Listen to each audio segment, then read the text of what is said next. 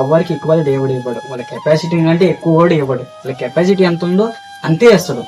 ఆ ఇచ్చిన దాంట్లో మనం ఉండమా, అవి లేవు ఇవి లేవు కాదు, మనకున్న దాంట్లో మనము ఎంతమందికి సువార్త ప్రకటిస్తున్నాం, ఎంతమందికి సువార్త ప్రకటించినాం, ఎంత మన అకౌంటబిలిటీకి రెడీ ఉంది.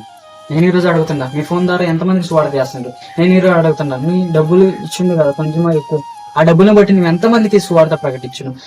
ఇంకా నీకున్న టైంని బట్టి నువ్వు ఎంతమందికి టైం ఇచ్చినావు. ఎంతోమందికి చదువు లేదు, అది తెలుసు మీకు. ఆ చదువు లేని వాళ్ళకి కూర్చుని పెట్టి, అరే ఇదిగో వాక్యం అంటే ఇది అనేసి వినిపించింది రోజైనా. అరే ఆయన మనకు చదువు ఇచ్చిండు, ఆయన మనకు డబ్బులు ఇచ్చిండు, ఆయన మనకు టైం ఇచ్చిండు, నాలెడ్జ్ ఇచ్చిండు.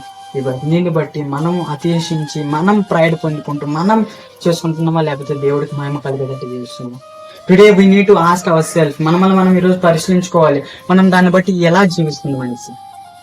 ఇంకా మనం బ్రతుకుంటాం. ఇంకా మీకు మీ మెసేజ్ జరిగిందంటే నిజంగా మీరు చాలా ధన్యులు, ఎందుకంటే ఆయనకి మీరు కోల్పోవటం ఇష్టం లేదు. అందుకోసమే మీరు అకౌంటబిలిటీకి రెడీ అవ్వాలనేసి ఉద్దేశంతోనే నా ద్వారా ఈ వీడియో ద్వారా మీతో మాట్లాడుతుండ్రు, ఇలా ఆఫ్లైన్ మీరు మాట్లాడుతుంది. మనం సిద్ధపడి ఉన్నాము.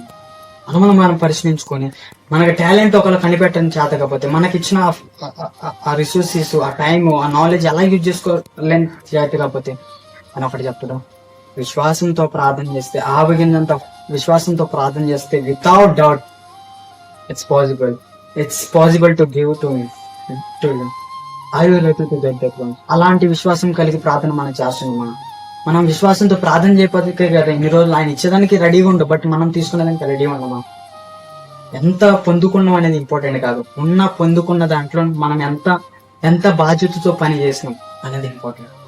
ఐ హోప్ మనం అందరం ఒకరోజు చెప్పగలగాలి, దేవా నువ్వు ఇచ్చిన దాంట్లో నేను ఇచ్చేసిన అనేసి చెప్తామనేసి విశ్వసిస్తున్నాను, ప్రార్థన చేస్తున్నాను. ఇలానే మీరు ఆత్మికంగా ప్రార్థన చేయండి, దేవుడు డెఫినెట్లీ మీకు సాయం చేయను కాక.